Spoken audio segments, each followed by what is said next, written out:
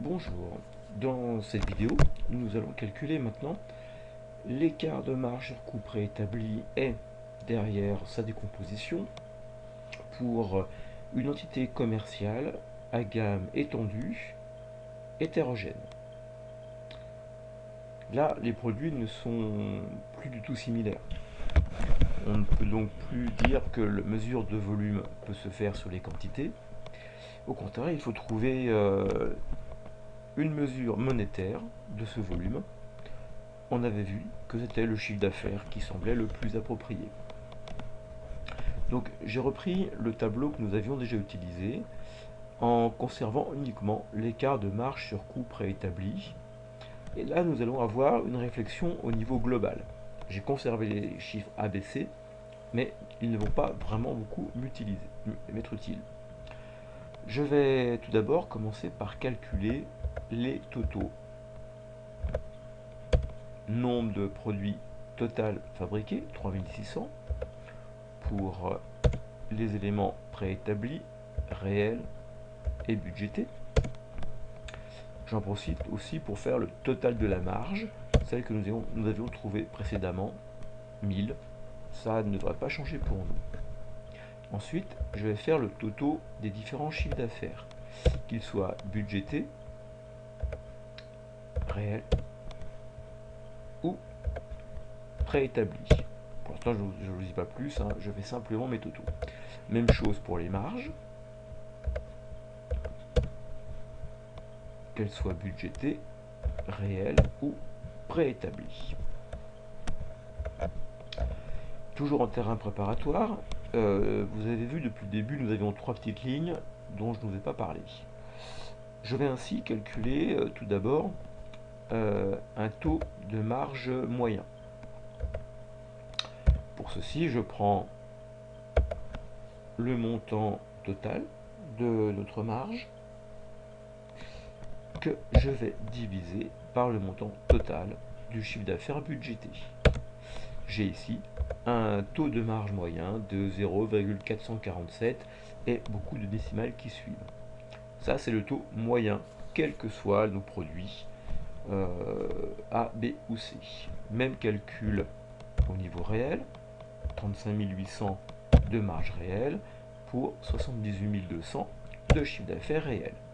Un taux de marge qui passe à 0,457, etc. Déjà, vous voyez visuellement, il semblerait que notre situation se soit un tout petit peu améliorée dans la réalité par rapport au budget. Notre taux de marge moyen est très légèrement supérieur. J'en profite aussi pour calculer le taux de marge préétabli à 0,454. Je vous rappelle, c'est la marge que nous avons dû faire sur la base des quantités réellement vendues. Donc là, ce taux de marge préétabli est légèrement inférieur au taux de marge réel. On peut penser donc que les quantités réellement vendues ont permis de dégager une marge légèrement supérieure à celle auquel on aurait pu s'attendre pour ce volume de vente. Ensuite, nous allons calculer la marge unitaire moyenne. 34 800 de marge totale au niveau du budget que je vais diviser par 3600 produits vendus, soit 9,666, etc. Je vais faire la même chose au niveau des éléments réels, 35 800 de marge réelle divisé par 3600 produits, on est à 9,94. Et puis enfin, dernier calcul, la marge préétablie qui va être divisée par la quantité réellement vendue, on est à 9,80 et quelques. Donc là, vous voyez, notre marge unitaire moyenne confirme ce qu'on a vu juste avant. La marge réelle est légèrement supérieure de 14 centimes à ce qui est la marge que l'on aurait dû attendre pour ce même volume de vente. Et puis enfin, calcul du prix de vente moyen. Pour ceci, je prends le chiffre d'affaires budgété que je divise par le nombre de produits vendus, 3600. Je suis à un prix moyen de 21,61, etc. Au niveau réel, je vais faire la même chose, 78 200 de chiffre d'affaires réel divisé par les 3600 produits réellement vendus, soit 21,72 et quelques de prix de vente moyen. Et je terminerai par le préétabli, 77 700 de chiffre d'affaires préétabli, divisé par les 3600 produits réellement vendus, soit 21,58 et quelques de prix de vente moyen préétabli. Même constat, notre prix moyen de vente réel est légèrement supérieur au prix de vente moyen auquel on aurait pu s'attendre pour le volume de vente réellement effectué. Ça, c'est mes calculs préparatoires. Maintenant, je vais aller calculer les écarts qui décomposent l'écart sur marge sur coût préétabli. Alors, on va commencer par le premier écart, l'écart sur prix. Alors cet écart sur prix, vous ne serez pas pour le coup étonné. Je vais dire c'est un écart sur prix, donc j'ai le prix moyen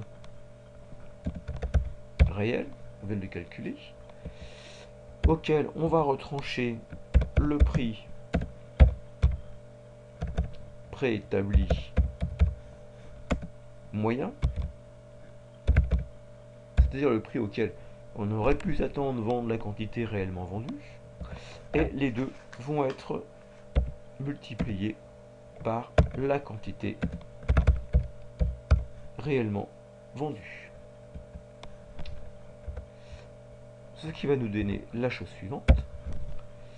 Je prends mon prix moyen réel, 9,944, etc. Je lui retranche le prix préétabli. Attendez, je me suis trompé, j'ai pris la marge. Je prends, pardon, le prix de vente moyen, 21,72, etc.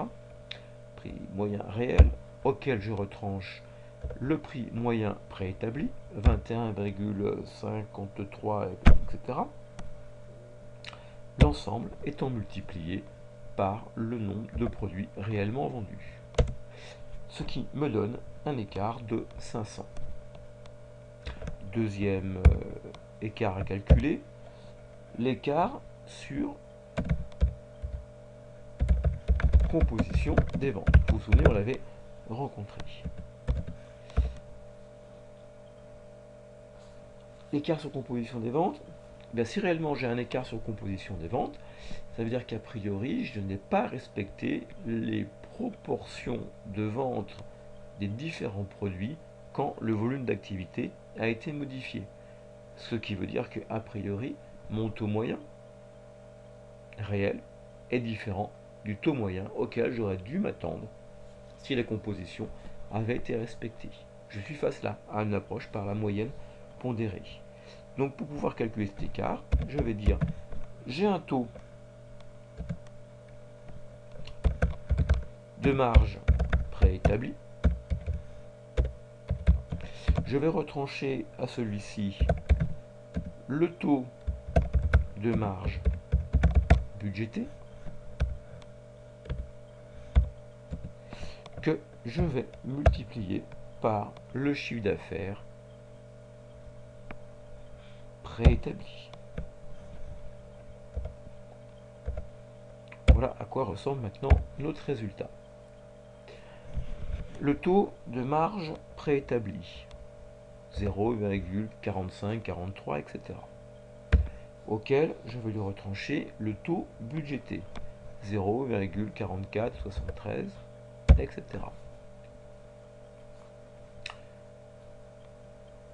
Et le tout va être multiplié par le chiffre d'affaires préétabli, 77 700. Un écart sur quantité de 545. Maintenant, troisième écart, l'écart sur volume global. L'idée va être de dire, en fonction des quantités vendues, le chiffre d'affaires qu'on aurait dû obtenir, le préétabli, va être différent du chiffre d'affaires budgété. Les prix restent communs, les quantités éventuellement différentes. Pour faire ceci, je prends le chiffre d'affaires préétabli. Je lui retranche le chiffre d'affaires budgété. Le tout va être multiplié par le taux de marge budgété. Ça nous donne la chose suivante. Chiffre d'affaires préétabli, 77 700, auquel je retranche le chiffre d'affaires budgété, 77 800. Le tout multiplié par le taux de marge budgété, soit 0,4473, etc. On se trouve ici avec un écart sur volume global de moins 44,73. Juste à titre de vérification, ces trois sous-écarts additionnés doivent nous permettre de retrouver l'écart sur coût préétabli que nous avions ici. Je prends l'écart sur prix, 500, je rajoute l'écart sur composition des ventes, 545, auquel je retranche l'écart sur volume global, moins 44,79.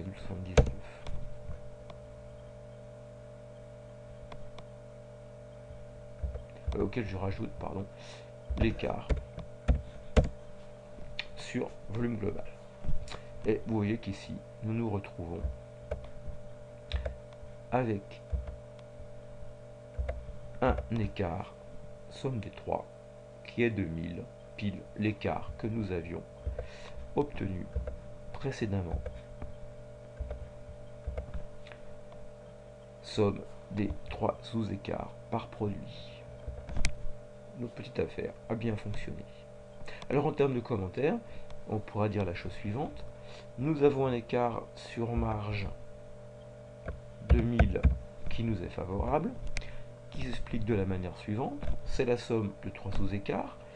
Un premier sous-écart sur prix qui nous est favorable, de plus 500. On avait vu ça tout à l'heure, hein, c'est le fameux prix moyen de 21,72 qui est supérieur à ce que l'on avait prévu comme prix.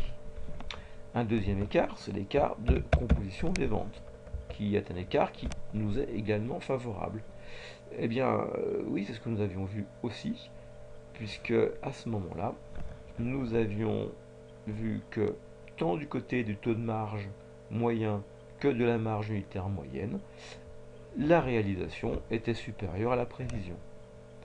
Et puis enfin, nous avons un troisième écart qui nous est défavorable, c'est l'écart sur volume global, à moins 44,73, simplement parce que là, nous voyons que c'est un problème de volume total de chiffre d'affaires.